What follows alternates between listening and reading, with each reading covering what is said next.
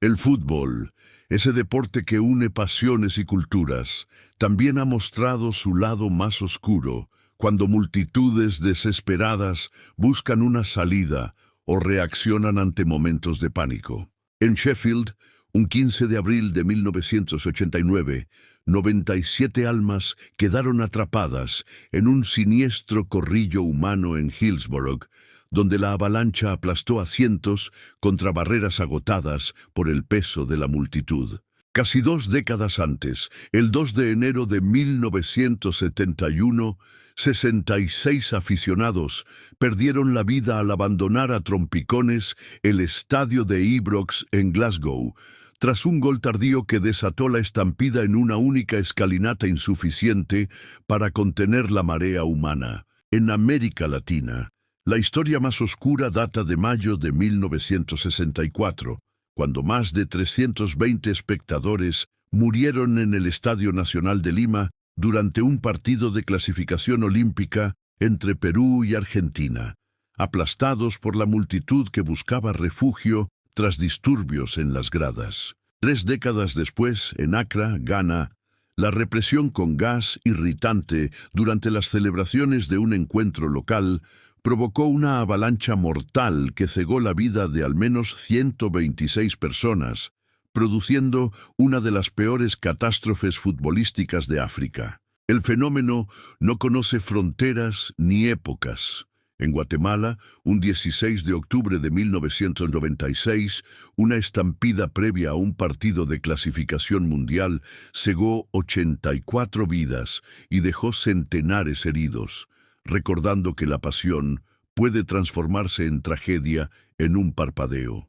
Más recientemente, el 1 de diciembre de 2024, nuevamente en África Occidental, 56 aficionados murieron en Nserekoré, Guinea, cuando un enfrentamiento entre hinchadas desembocó en pánico y estampida al verse superados los accesos. La lista se suma la pesadilla de Kanjuruhan, en Indonesia, octubre 2022, donde 135 seguidores encontraron un final trágico tras el uso de gas pimienta y el colapso de las salidas de emergencia, una de las avalanchas más mortíferas del siglo XXI. Estas historias revelan no solo fallas de infraestructura y protocolos de seguridad, sino también la dinámica impredecible de las multitudes, capaz de convertir un festejo en un abismo de horror.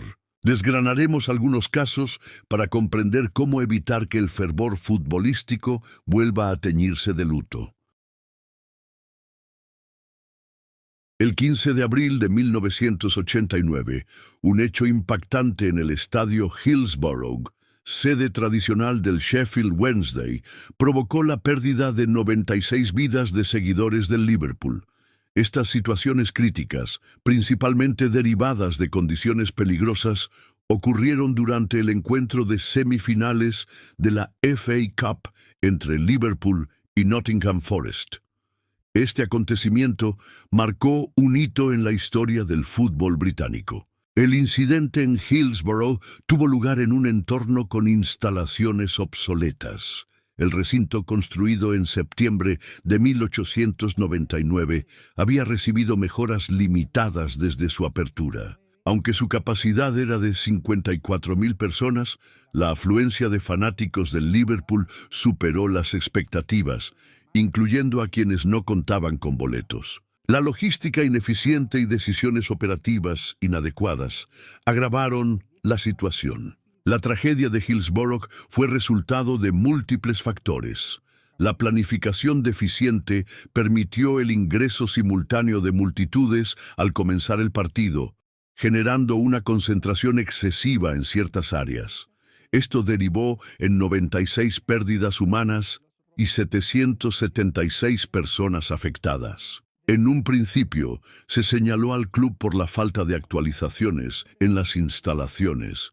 El estadio permaneció sin cambios significativos desde que albergó partidos del Mundial en 1966. No obstante, análisis posteriores descartaron responsabilidades por conducta agresiva entre los fanáticos del Liverpool. Ante esto, la primera ministra Margaret Thatcher impulsó una revisión independiente, conocida como el Informe Taylor, liderada por el magistrado Peter Murray Taylor. El documento destacó errores en la coordinación de seguridad bajo la supervisión del oficial David Duckenfield. En 2012, un proceso judicial respaldó las conclusiones del informe y el primer ministro David Cameron expresó disculpas formales a las familias afectadas. El informe Taylor también propuso mejoras estructurales. Tras evaluar estadios británicos, el juez Taylor recomendó modernizaciones integrales. La denominada Ley de los Aficionados, promovida por el gobierno de Thatcher, estableció cambios clave. Todos los asistentes deberían ocupar asientos individuales, se eliminarían divisiones entre las tribunas y el campo. Los clubes asumirían la organización y seguridad del público, incluyendo personal capacitado. Las autoridades deberían planificar estrategias de seguridad con anticipación. Se crearía una red de comunicación para prevenir disturbios. Se instalarían sistemas de monitoreo. Se implementaría un registro de asistentes. Los años siguientes al incidente se enfocaron en actualizar las instalaciones y generar debates sociales. Paralelamente, nuevos inversores se integraron a los clubes y la comercialización del fútbol mediante medios audiovisuales se expandió.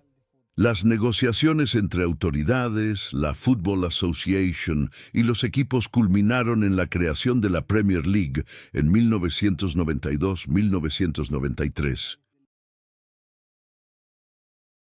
La Liga Nacional de Fútbol Masculino en Indonesia.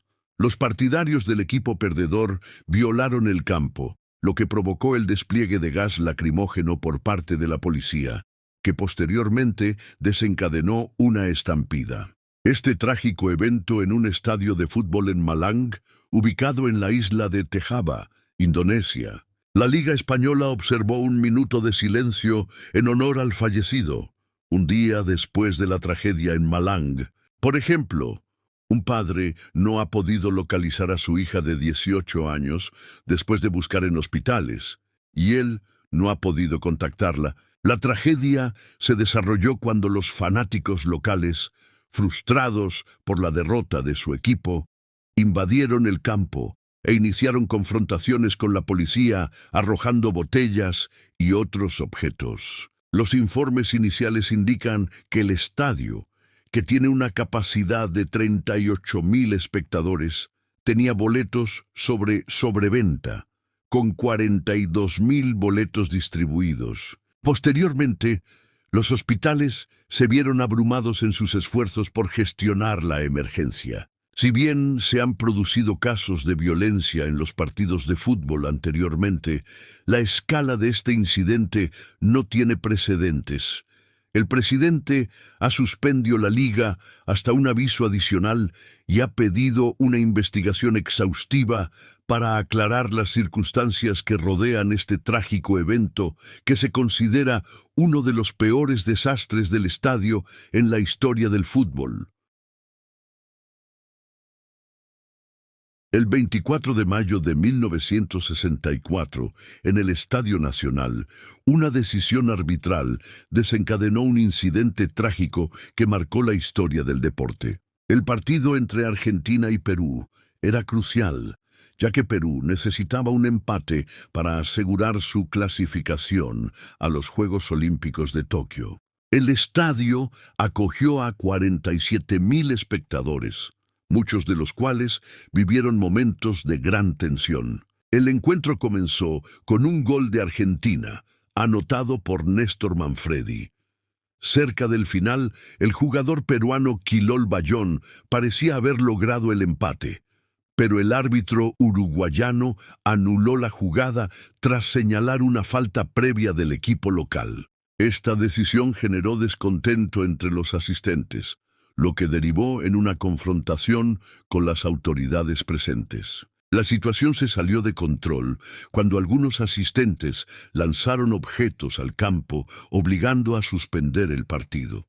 Las autoridades utilizaron medidas para dispersar a la multitud, lo que provocó movimientos caóticos en las instalaciones. Debido al congestionamiento en las salidas y las condiciones del recinto, se registraron incidentes que lamentar. Fuera del estadio, el desorden derivó en disturbios y daños materiales antes de que la situación se estabilizara. Este episodio permanece como un recordatorio de la importancia de la seguridad en eventos multitudinarios. El episodio más reciente relacionado con un incidente de aglomeración crítica en un estadio de fútbol ocurrió el 10 de abril de 2025 en Santiago de Chile, durante los actos conmemorativos por los 100 años del club Colo-Colo.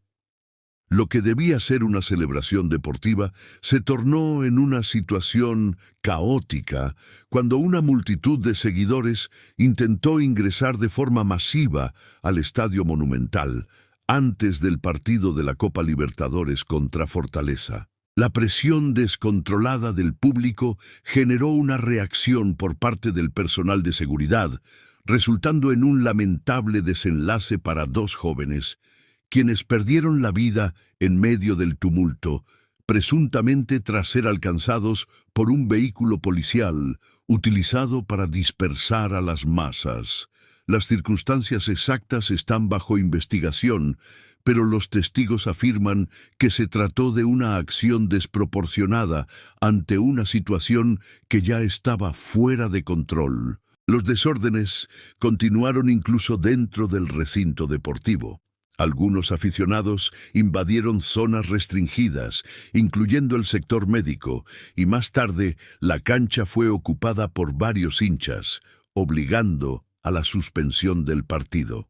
La respuesta oficial fue inmediata. El recién nombrado ministro de Seguridad, Luis Cordero, anunció una indagación penal y aceptó la renuncia de la directora del programa Estadio Seguro. Cordero además enfatizó que los grupos organizados que protagonizan este tipo de conductas no serán tratados como simples fanáticos, sino bajo el marco legal que se aplica a agrupaciones con estructuras de operación sistemática. En el pasado reciente, otros episodios similares ya habían puesto en tela de juicio la capacidad de las autoridades para controlar eventos deportivos de alto riesgo.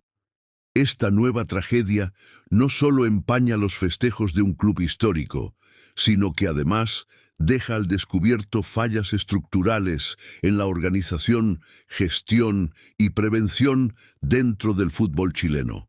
Con medidas extraordinarias ahora en marcha, como la posible realización de clásicos sin público o con aforo reducido, se espera que este evento marque un antes y un después en la manera en que se entienden y regulan los encuentros masivos en estadios de todo el país. Vamos juntos.